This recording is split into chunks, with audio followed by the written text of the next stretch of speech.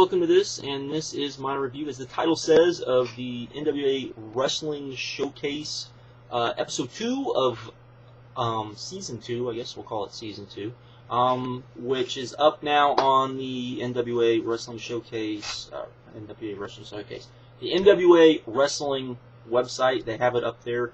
I was asked a couple of questions when I did the last video. First of all, why do I do this? I do this just to give this show a little bit more publicity. We're only 2 episodes in it. I did, like I said on the last video, I did like the last season. This season is not starting out as good, but we haven't got into, I think, the meat of what we're going to see yet. So there is that. That's the first three. The second thing I got was, well, and the other reason is because I always hear people gripe about, TNA, WWE, and I just want to make a point of there is other wrestling out there. Maybe this isn't as good as some of the other wrestling out there, but there is other wrestling out there, and you need to go find it. Not only that, but I do think the NWA, should be bigger. I'm not going to say bigger than what it is, but a good, strong NWA would be good, particularly for independent wrestling, for various reasons, which I may get into on another video at another time. I've talked about it enough to where I'm sure most of my longtime subscribers probably know how I feel about it. That said, let's get on to this episode. And we had production flubs. Well, not all of them were production flubs, but we had flubs, I would call them, on this show as well. I want to talk about them first, just to get them out of the way, because they're not big, they're not major, but they are on the show. And this is a tape show that was in production for a while. Though it's not really the NWA's fault, as I'm going to say, because if I remember right, and I don't know this for sure, Big Vision Entertainment is the one that did the post-production. Since they're the ones that do post-production, I'm going to put the blame on them.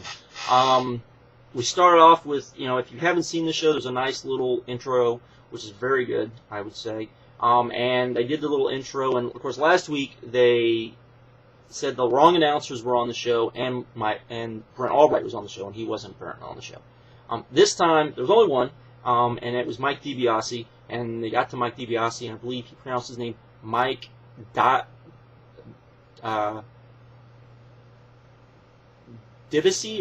or Dibasi or something like, I think it was Dibasi. I think he said Mike Dibasi, which I was like, huh?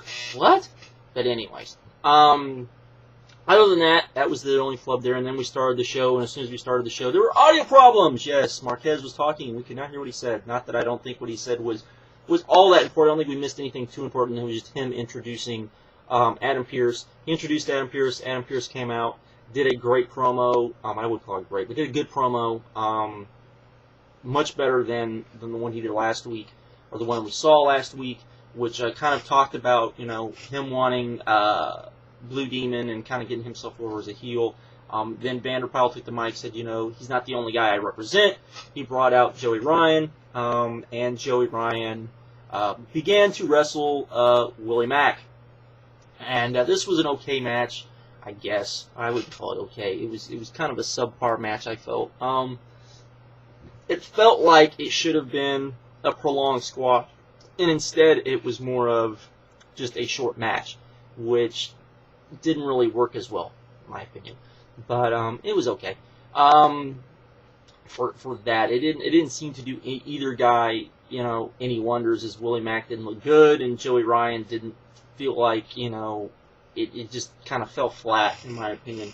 Though Joey Ryan, and maybe we're going to see, maybe they have thoughts of bringing back Carl Anderson, because he did do a little homage to Carl Anderson, which would be good, in my opinion, because I did think their tag team was actually pretty entertaining. So there was that. Went to commercial, and if you go to the website and you watch it, you will see Big Vision Entertainment commercials during it. You'll see one, and then it goes to black and if you just fast forward it real quick, it'll go to the end. I think they just stuck the video. I think they stuck the episodes up kind of as is without the commercials in. I'm sure it would be almost impossible for them to do this, or very hard for them to do this, but if they could just insert all Big Vision commercials in there, that would be much better. I think people would be okay with that. We came back. We got Mike DiBiase doing an interview, basically saying that. Pretty good interview, saying why he felt he should be in contention for the World Championship, and why people should be talking about him, and he felt like he was overlooked, that sort of thing. Pretty good little promo, I felt. From there, we got Trevor Murdock and Lance Cade making their debut versus two guys. Let's see, Tito Aquino, I guess, and Liger Rivera. Aquino, maybe? Tito Aquino, maybe? I don't know. Anyways, they were very small guys, and basically we got a prolonged squash, which wasn't too bad, but after the match, they basically called out the Skull Crushers. It would have been better, in my opinion, if they would have just basically destroyed these guys like the Skull Crushers destroyed the guys they had last week. But anyways, after the match, Murdock and Cade called out the Young Bucks. The Young Bucks came out, and Murdock was the one actually doing all the talking, surprisingly enough. I found that very weird. I would think Cade would be the one doing the talking, but what do I know? And they were playing the faces, with Cade kind of doing, like, cheerleading jumping. It was very odd. Not very Cade, not what you would expect from Cade Murdock, my opinion, but it was okay. They called out the Young Bucks. They talked. They basically were kind of putting over the Young Bucks, saying, you know, you guys have a lot of talent, this, that, and then Cade pushed one of them down. I don't know which one, but then he said, get up, get up, get up. He got up, and the whole point was you got to pick yourself back up. It was a pretty good little segment, I thought, all things considered. Was not the corny segments we usually get, and actually kind of made sense. And the whole point was kind of Cade and Murdock being the opposite of the Skull Crushers. And at some point, I think they're going to do a tournament that we will see on TV, which I will like to see. Next, we got another tag team match.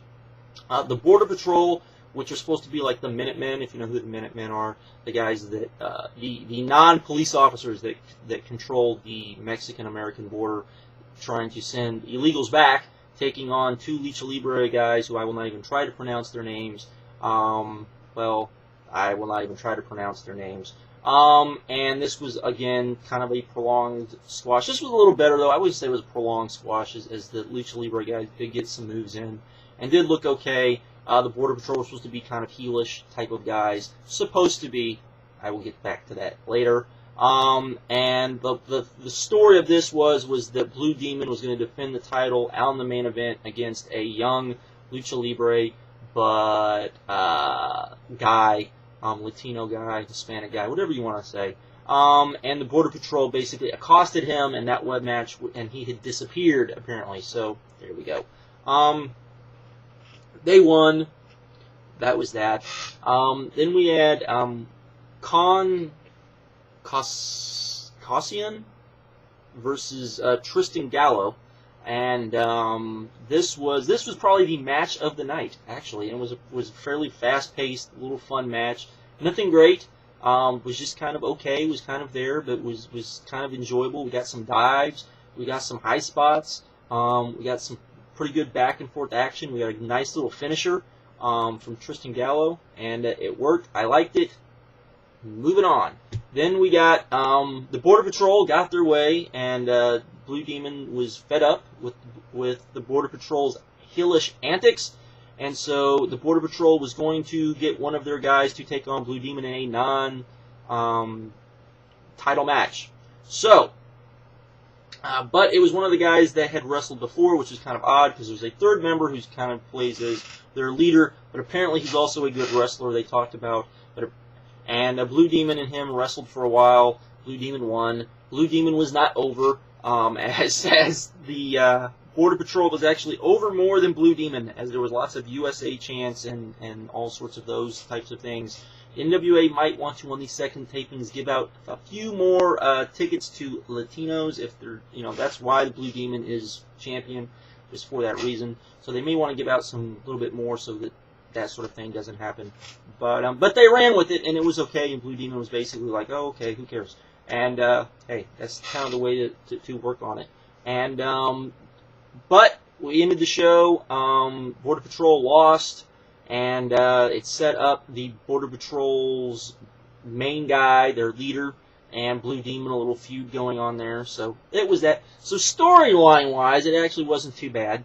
But match-wise, I think it could have done a little bit better. We did one good match. None of the matches were absolutely pathetically horrible, but they weren't up to the snuff of the first season of stuff, which I liked so much. But like I said, hopefully we're going to start getting some better matches, which I hope, because I do know that there is some better talent coming along. Because that's the only thing I would say is the problem here, is that we didn't have the talent that probably we wanted. So, but hopefully along the line, because I think they're going to do a tag team tournament at some point, which would be kind of groovy, particularly with the tag. But most of the tag teams they're putting on it are not too bad, so that should be good.